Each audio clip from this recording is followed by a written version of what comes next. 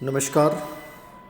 आज हम लोग बीए पार्ट के सिलेबस के अकॉर्डिंग विश्व इतिहास के अंतर्गत एक बेहद महत्वपूर्ण टॉपिक के ऊपर चर्चा करने जा रहे हैं, उनको समझने जा रहे हैं। और ये टॉपिक है मर्केंटिलिज्म, वाणिज्यवाद। अब वाणिज्यवाद क्या था, वाणिज्यवाद के कारण क्या थे, वाणिज्यवाद की विशेषताएं क्या थी, इन सब चीज़ों को, परिणाम क्या थे, इन सब चीज़ों को इस वीडियो के माध्यम से हम जानने की कोशिश करेंगे। एक पर्सन यहाँ से आने की हर एग्ज़ाम में, हर वार्षिक एग्ज़ाम में आने की संभावना रहती है और निश्चित रूप से आता भी है। आपको समझना है कि वास्तव में क्या है वाणिज्यवाद। देखिए, 16वीं और 17वीं शताब्दी में 16वीं व 17वीं शताब्दी में यूरोप में एक नई आर्थिक प्रवृत्ति आई जिसका नामकरण वाणिज्यवाद हुआ। ठीक है, तो एक आर्थिक प्रवृत्ति का नाम ये कब आई? 16वीं 17वीं शताब्दी में आई। इस नई प्रवृत्ति को फ्रांस में कोलबर्टवाद के नाम से जाना जाता है, जर्मनी में कैमरिन नीतिवाद, जिन्होंने जिसको यहाँ प्रारंभ किया उसी के नाम से। ब्रिटेन में व्यापारवाद या वणिकवाद के नाम से जाना जाता है। वाणिज्यवाद या व्यापारवाद का अर्थ क्या है? वाणिज्यवाद का अर्थ क्या है? तो वाणिज्यवाद एक विशेष नीति है। वाणिज्य क्रांति को जिस नीति के तहत बढ़ावा मिलता है उसी को व्यापारवाद या वाणिज्यवाद कहा जाता है। 16वीं और 17वीं शताब्दी में यूरोप की जीवन पद्धति में जो महत्वपूर्ण परिवर्तन आया वह धर्म के स्थान पे क्या था? धन था। यानी पुण्य जागरण और धर्म सुधार आंदोलन के बाद जो है वो भौतिक जीवन को महत्वपूर्ण माना जाने लगा और धन का स्थान जो है वो किससे ऊपर हो गया? धर्म से ऊपर हो गया। और ये धर्म से ऊपर धन का स्थान होना यही वाणिज्यवाद का बीज था। इसका कारण राष्ट्रीय राज्यों की स्थापना और पुनर्जागरण था। राष्ट्रीय राज्यों की स्थापना मतलब अपने राज्य को सबसे महत्वपूर्ण मानना और उस राज्य को ताकतवर बनाने के लिए प्रयास करना। और जब ताकतवर बनाना है तो आपको कहीं ना कहीं व्यापार वाणिज्य में अपने राष्ट्र को अव्वल बनाना पड़ेगा। पुनर्जागरण यानी इससे एक जागृति फैली और जो धर्म के नाम पर विभिन्न प्रकार के अंधविश्वास प्रचलित थे वो कमजोर हुए और भौतिक जीवन और मनुष्य के वर्तमान जीवन को महत्वपूर्ण माना जाना लगा। राज्य को शक्तिशाली और आत्मनिर्भर बनाने के लिए धन की आवश्यकता थी और इस युग में धन का अर्थ क्या था? सोने, चांदी इत्यादि से था। अतः राज्यों ने इसे प्राप्त करने के लिए क्या करना शुरू कर दिया? प्रयत्न करना प्रारंभ कर दिया। इसके लिए राज्य ने व्यापार और वाणिज्य को नियमित करने की जो नीति अपनाई उसे वाणिज्यवाद कहा जाता है। तो सोने और चांदी को सबसे अधिक प्राप्त करना ही वाणिज्यवाद का प्रमुख उद्देश्य भी था और इसका तात्पर्य भी यही था। तो इसलिए प्रत्येक राज्य ने क्या किया? व्यापार और वाणिज्य को नियमित करने की नीति अपनाई, उसे क्या कहा जाता है? वाणिज्यवाद कहा जाता है। हेज के शब्दों में वाणिज्यवाद एक आधुनिक शब्द है जो सरकार की आर्थिक नीति, विशेष रूप से व्यापार तथा वाणिज्य को नियमित करने की नीति को प्रदर्शित करता है। किसने कहा? हेज। मतलब कभी भी एग्जाम में जब पेपर कर रहे हो और प्रश्न आपको आता है तो जब प्रश्न ये पूछता है कि वाणिज्यवाद क्या है तो वहाँ एक सामान्य अर्थ लिखने के साथ आप यदि किसी विद्वान का स्टेटमेंट भी लिख देते हैं तो आपको भी एग्जाम के अकॉर्डिंग, स्कोर करने के अकॉर्डिंग बहुत अच्छा होता है, उस पर मार्किंग अच्छी होती है आपके। तो हेज ने क्या कहा है? वाणिज्यवाद एक आधुनिक शब्द है जो सरकार की आर्थिक नीति, विशेष रूप से व्यापार और वाणिज्य को नियमित करने की नीति को प्रदर्शित करता है। वाणिज्यवाद या व्यापारवाद के उद्देश्य क्या है? वाणिज्यवाद या व्यापारवाद जिन वर्गों के द्वारा संभव हुआ उनमें शामिल सभी वर्गों के लगभग समान थे। वाणिज्यवाद के कुछ प्रमुख उद्देश्य इस प्रकार है। पहला, राष्ट्रीय प्रभुत्व प्राप्त करना, आर्थिक प्रभुत्व प्राप्त करना कि राष्ट्र का जो है वो आर्थिक प्रभुत्व ने देशों पे हो। ठीक है, एक प्रकार से आर्थिक साम्राज्यवाद की नीति। राज्य को अधिक से अधिक शक्तिशाली बनाने के लिए राज्य की आर्थिक स्थिति को सुदृढ़ करना। सोना, चांदी जैसे बहुमूल्य धातुएं प्राप्त करना, इसलिए इसको बहुमूल्य धातुवाद भी संज्ञा कहा जाता है और इसका उद्देश्य था कि प्रत्येक राज्य अधिक से अधिक सोना चांदी को प्राप्त करे।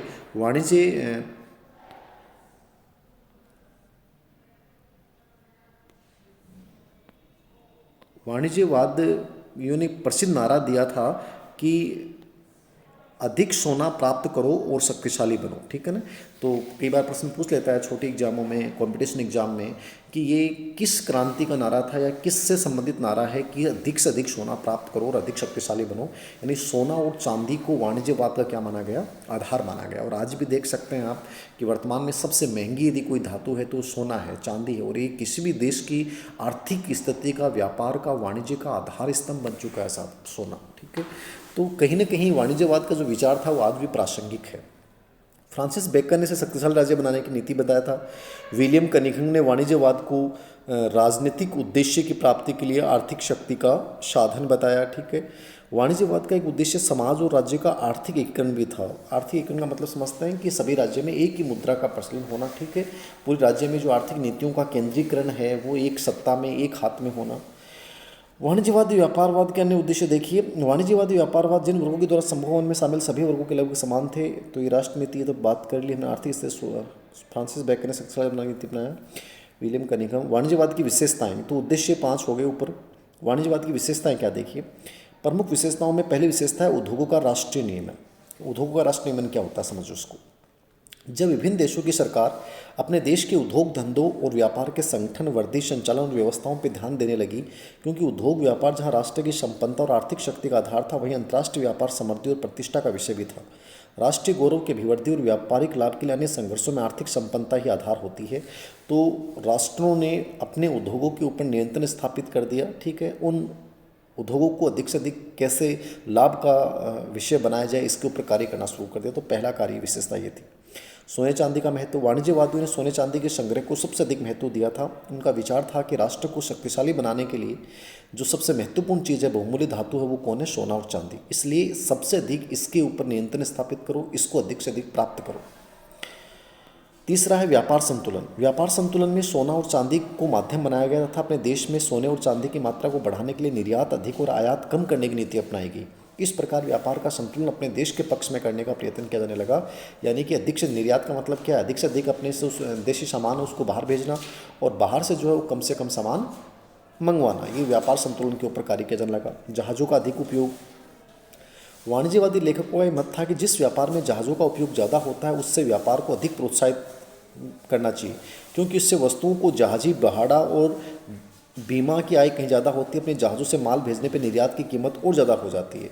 तो जहाज़ों का अधिक से अधिक और जल शक्ति पर बल दिया जाने लगा।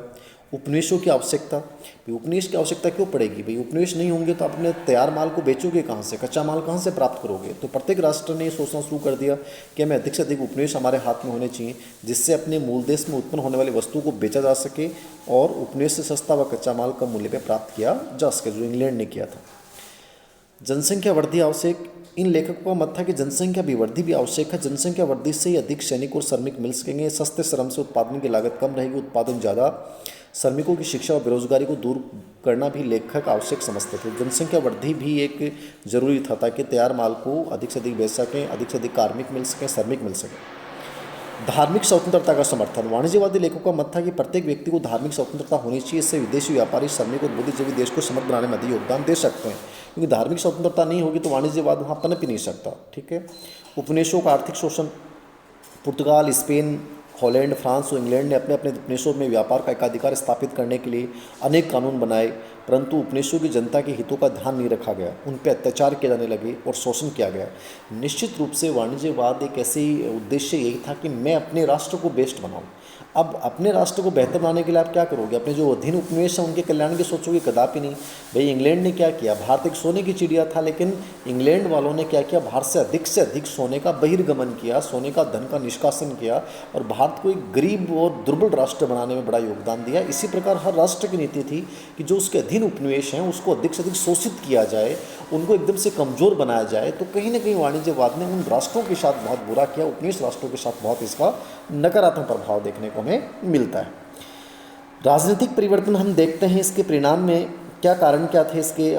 एक प्रकार से वाणिज्यवाद क्यों उत्पन्न हुआ, वाणिज्यवादी क्रांति के अनेक कारण क्या थे। कारणों की जब हम चर्चा करते हैं तो कारण क्या थे, तो पहला है राजनीतिक परिवर्तन। सामंतवाद के पतन से राष्ट्र राज्यों का उत्थान और निरंकुश साम्राज्य की स्थापना हुई। सामंतवाद से तो क्या था, छोटे राज्य में अलग केंद्र सत्ता केंद्र थे, लेकिन धीरे धीरे क्या हुआ, राष्ट्र राज्यों का उत्थान हुआ, निरंकुश साम्राज्य की स्थापना हुई। जैसे जर्मनी, इटली, सब जगह देखते हैं अपन, जापान, सब राष्ट्रों में लगभग एक केंद्रीय सत्ता की स्थापना होने लगी। सामंती व्यवस्था की केंद्रीय सरकार कमज़ोर होती है। सेना और धर्माधिकारियों का बोलबाला था सामंती व्यवस्था में। तो धर्म जो है वो यहाँ क्या होता जा रहा था, वो एकदम से कमज़ोर होता जा रहा था, और सेना भी एक प्रकार से कमज़ोर हो गई केंद्रीय शासन में। तो राष्ट्र निरंकुश राज्यों के निर्वाह का मुख्य साधन करारोपण था, ठीक है। आधुनिक राजनीतिक अर्थव्यवस्था का जन्म करारोपण के साथ हुआ। वाणिज्यवादी लेखकों ने निरंकुश और शक्तिशाली राज्यों की स्थापना बल दिया। इंग्लैंड, फ्रांस, हॉलैंड और स्पेन जैसे शक्तिशाली राज्यों के तथा आर्थिक परिवर्तनों के साथ ही व्यापारी वर्ग का महत्व बढ़ गया, और शक्तिशाली राज्यों की स्थापना से शांति और सुरक्षा की भी स्थापना, इससे व्यापार की उन्नति में क्या मिली, बढ़ोतरी मिली। ये तो राजनीतिक कारण थे। आर्थिक कारणों में देख सकते हैं मैंने 15वीं सदी के अंत में और 16वीं सदी के प्रारंभ में से यूरोपीय समुदाय के आर्थिक ढांचे में बड़े महत्वपूर्ण परिवर्तन हो रहे थे। कृषि का स्थान अब निर्माण उद्योग ले रहे थे। घरेलू अर्थव्यवस्था के स्थान पर विनिमय प्रणाली। विनिमय का मतलब क्या होता है, वस्तुओं का आदान प्रदान करना, कि कोई वस्तु बेचेंगे उसके बदले में दूसरी वस्तु ली जाएगी। पैसा मुद्रा मुख्य नहीं था। विनिमय का क्षेत्र बढ़ने से आंतरिक और विदेशी व्यापार भी तेजी से बढ़ने लग गया। मुद्रा के प्रचलन से बहुत सारी बाधाएं दूर हो गई। मुद्रा का उपयोग और महत्व भी लगातार बढ़ता जा रहा था। इससे बैंकिंग व्यवसाय को प्रोत्साहन मिला और बैंकों की स्थापना हुई।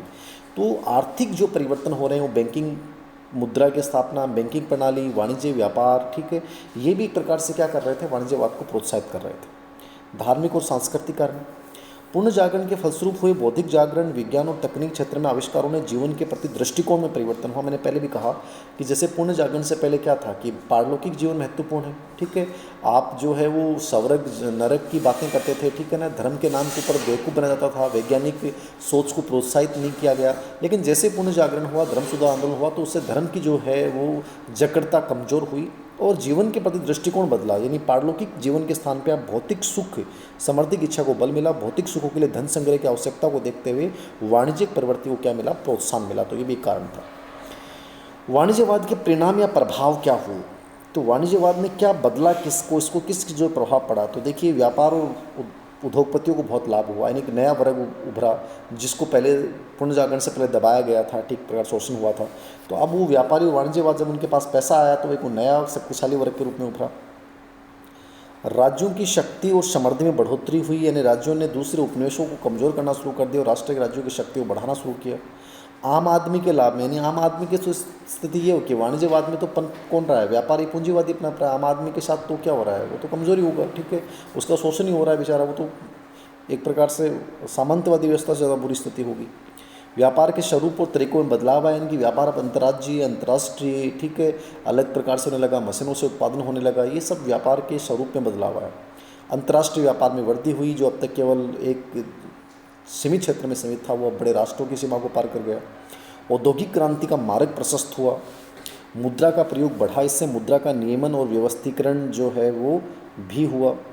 बैंक और अंतर्राष्ट्रीय कंपनियों की स्थापना हुई, नई कंपनियों और कारखानों का विकास हुआ, बड़े बड़े स्थानों पे शहरों का होना और शहरों में बड़े बड़े कारखानों की स्थापना होना, ठीक है, ये सब परिवर्तन देखने को मिले वाणिज्यवाद से।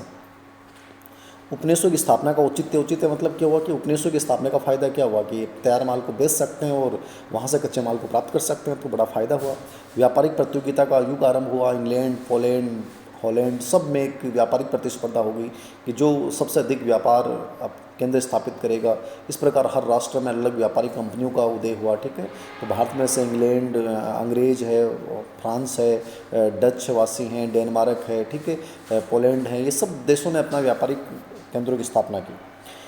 धन को अत्यधिक महत्व दिया जाने लगा, यूरोप को कई युद्धों का सामना करना पड़ा और युद्ध को व्यापार को लेकर बड़े युद्ध हुए, जैसे भारत में इंग्लैंड और फ्रांस के मध्य हुई, डच और अंग्रेजों के मध्य 1769 का वेदरा का युद्ध हुआ। तो ये सब चीज़ें देखने को मिली। लूट और शोषण का युग प्रारंभ हुआ, जहाँ आम आदमी को शोषित किया गया, ठीक है। मानवीय श्रम शोषण अधिक बढ़ गया, मनुष्य को फैक्ट्रियों में काम करना पड़ता था, बहुत कम पैसा मिलता था और उसका एक प्रकार से शोषण होता था, छोटे बच्चों का होता था। जीवन का लक्ष्य सिर्फ धन कमाना हो गया। कृषि और उद्योगों में ह्रास देखने को मिला कि जब उद्योगों की स्थापना होगी तो कृषि उत्पादों को कहीं न कहीं उपेक्षा होगी।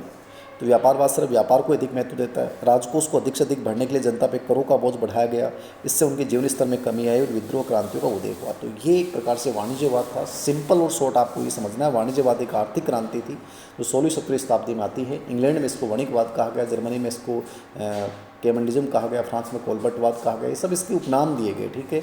और इसका उद्देश्य यही था कि अधिक से अधिक सोना चांदी को प्राप्त करो, अपने राज्य के आर्थिक व्यापार को अपने पक्ष में करो, ठीक है, उपनिवेशों की स्थापना करो, ठीक है, पूंजीवाद को एक प्रकार से बढ़ावा दिया। तो मतलब एक प्रकार से इसने लूट और शोषण का एक प्रकार से था, व्यापार वाणिज्य को, राष्ट्र राज्यों को अपनी ताकतवर बनाना, ये सब इसके उद्देश्य थे। तो ये वाणिज्यवाद कंप्लीट होता है यहाँ पे।